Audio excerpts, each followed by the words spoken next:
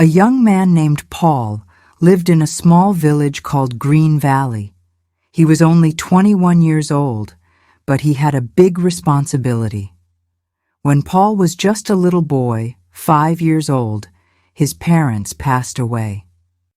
Since then, Paul has had to take care of his elder sister, who was ready to get married, and his younger brother, who went to school daily. Paul woke up very early in the morning, even before the sun came up. He would go to the vegetable market to buy fresh vegetables. Paul knew that people in the village liked to eat fresh and healthy food, so he always made sure to get the best vegetables. Paul sold these vegetables in 2 ways. In the daytime, from 9 in the morning until 3 in the afternoon, he would walk around the village streets. He carried his vegetables in a handcart and shouted, "Buy vegetables! Fresh green vegetables for sale!" Everyone knew Paul's voice and trusted his vegetables because they were so fresh. In the evening, from 7 to 11 at night, Paul set up a little cart in a small market near his house. There, people would come to buy vegetables after a long day's work. They liked buying from Paul because he was friendly, and his vegetables were the best in the village. Despite having 2 other vegetable sellers in the same area, everyone preferred to buy from Paul. His vegetables were a little more expensive, but people didn't mind because they knew they were getting the freshest vegetables available. Paul worked hard every day to make sure his family had enough to eat and that his sister could get married happily. He knew his parents would be proud of how he took care of everyone, just like they taught him when they were still alive. Paul's success as a vegetable seller did not go unnoticed by everyone in the village. 2 other vegetable sellers, who also set up their stalls nearby, started to feel jealous of Paul. Their names were Mr. Smith and Mrs. Brown. Mr. Smith and Mrs. Brown were upset because even though they sold their vegetables at lower prices, people still preferred to buy from Paul. They would mutter to each other whenever Paul walked by with his handcart of fresh greens. "How does he do it?" Mr. Smith would grumble. "His vegetables are too expensive, and yet everyone buys from him." Mrs. Brown would nod in agreement. "It's not fair. We work just as hard, but no one notices us." One day, as Paul was walking through the village, Mr. Smith and Mrs. Brown decided to try and find out Paul's secret. They followed him discreetly, watching where he went and how he sold his vegetables. They saw Paul greeting each customer with a smile and offering them the best vegetables from his handcart. People would stop and chat with Paul, asking about his day and his family. Paul always took the time to listen and make sure everyone got what they needed. Mr. Smith and Mrs. Brown tried to copy Paul's friendly manner and shout louder about their vegetables, but it didn't work. People still walked past their stalls and came to Paul instead. Frustrated and angry, Mr. Smith and Mrs. Brown started to plot against Paul. They whispered to each other about ways to make him look bad or scare him away from the village. They wanted everyone to buy from them instead of Paul. Little did they know that their jealousy would soon lead to a dangerous plan that would change everything for Paul and the village. Every day, as Paul walked through the village selling his vegetables, he noticed an old woman who would stop and ask about the prices, but never buy anything. She lived in a small cottage by herself, and Paul often wondered about her. One evening, as Paul was packing up his cart after a long day at the market, he saw the old woman passing by again. This time, he decided to stop and talk to her. "Ma'am," Paul said kindly, "I see you every day asking about the vegetables, but never buying any. Is there a reason why?" The old woman looked at Paul with sad eyes. "Oh, young man," she sighed, Your vegetables are the best in the village, but I am alone and have no family to help me. I survive by begging and can't afford to buy vegetables." Paul felt a pang of sympathy for the old woman. "Ma'am, from now on, come to the market every night before I close. I'll give you whatever vegetables are left for free. It's the least I can do." The old woman hesitated. She was not used to receiving charity. "Oh, no, dear boy, I can't take them for free. I have a little money saved up from my begging." "You can take whatever I have." Paul shook his head firmly. "No, ma'am, please take the vegetables. I have to sell fresh ones every day, and it would help me." Reluctantly, the old woman agreed, touched by Paul's kindness. From then on, she would come to Paul's cart every evening, and he would give her a bag of fresh vegetables with a warm smile.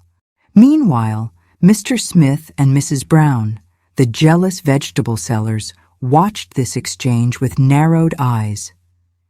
They were not happy that Paul was helping the old woman. They knew they had to come up with a plan to stop him once and for all. Mr. Smith and Mrs. Brown couldn't stand seeing Paul's kindness towards the old woman. They felt more jealous and angry than ever before. They wanted to teach Paul a lesson and make sure he wouldn't be the best vegetable seller in the village anymore. One gloomy evening, as Paul was packing up his cart after another successful day at the market, Mr. Smith and Mrs. Brown secretly followed him. They waited for the perfect moment when Paul was alone on a deserted road. Suddenly, they jumped out of their hiding place and confronted Paul. "So, Paul," Mr. Smith sneered, "you think you're better than us, huh? Selling your expensive vegetables and giving them away for free to beggars?" Mrs. Brown chimed in. "You've gotten too big for your boots, Paul. It's time we teach you a lesson." Paul was startled and scared. He had heard rumors about Mr. Smith and Mrs. Brown not liking him, but he never thought they would go this far. "What do you want from me?" Paul asked, trying to keep his voice steady. "We want you to leave the village," Mr. Smith said with a menacing glare. "We don't want competition like you around here." Paul looked around, hoping someone would come to help him, but the road was empty and it was getting darker by the minute. Just when things seemed hopeless, the old woman happened to pass by. She saw Mr. Smith and Mrs. Brown shouting at Paul and immediately understood that he was in trouble. "Help! Somebody help!" the old woman screamed at the top of her lungs. "Save him! Someone!" Startled by the old woman's cries, Mr. Smith and Mrs. Brown realized they had been seen. They exchanged frightened glances, and then, without another word, turned and ran away into the night. Paul stood there, shaking with fear and relief. The old woman rushed to his side, her eyes full of concern. "Are you all right, my dear boy?" she asked, touching his arm gently. Paul nodded, still trying to catch his breath. Thank you so much, ma'am. You saved my life." The old woman smiled warmly. "I couldn't just stand by and do nothing. You've been so kind to me, Paul. How could I not help?" Paul hugged the old woman gratefully. "I don't know how to thank you." "You don't need to," the old woman said softly. "You've already done enough for me." As they walked back to Paul's house together, Paul made a decision. He couldn't let the old woman go back to her lonely cottage. She had become like family to him, and he wanted her to stay with him and his siblings. Paul and the old woman walked back to his house, their steps lighter now that the danger had passed. Paul couldn't stop thinking about how the old woman had saved him from Mr. Smith and Mrs. Brown. "Ma'am," Paul said as they reached his doorstep, "I can't thank you enough for what you did back there. You saved my life." The old woman smiled kindly at him. "It was the least I could do, Paul. You've been so generous to me with your vegetables. I couldn't just stand by and watch." Paul nodded gratefully. "You've become like family to me, ma'am. I don't have a mother anymore, and my sister and brother could use someone wise like you around." The old woman's eyes twinkled with surprise and happiness. "Oh, Paul, that's very kind of you, but I don't want to be a burden." Paul shook his head firmly. "You're not a burden, ma'am. Please come and live with us. We have plenty of space, and it would mean so much to us." The old woman hesitated for a moment, touched by Paul's offer. She had lived alone for so long, and the idea of being part of a family again warmed her heart. "Well," she finally said with a smile, "if you're sure it's all right." Paul nodded eagerly. "Absolutely, ma'am. You'll have your room, and we'll take care of you, just like family." With that, the old woman agreed to move in with Paul and his siblings. As they entered the house, Paul introduced her to his elder sister, who was busy preparing dinner, and his younger brother, who was finishing his homework at the kitchen table. "This is Mrs. Johnson," Paul said proudly. "She's going to live with us now." Mrs. Johnson smiled warmly at Paul's siblings. "Hello, dears. It's lovely to meet you." Paul's sister and brother greeted Mrs. Johnson shyly, but with curiosity. They could tell she was kind and gentle, just like Paul had described. That night, as they all sat down for dinner together, Paul couldn't help but feel grateful. Despite the scare with Mr. Smith and Mrs. Brown, something good had come out of it. Mrs. Johnson had brought a new sense of warmth and companionship to their home, and Paul knew they were all better off with her there.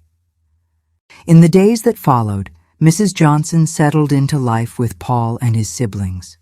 She quickly became a beloved member of their household, bringing a sense of calm and wisdom that they all cherished.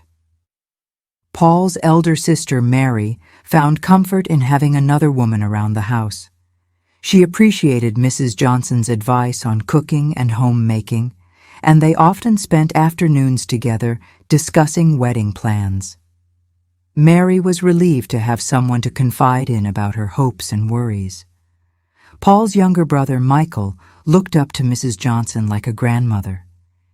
He enjoyed listening to her stories about the village when she was younger and eagerly absorbed the lessons she shared about life and kindness.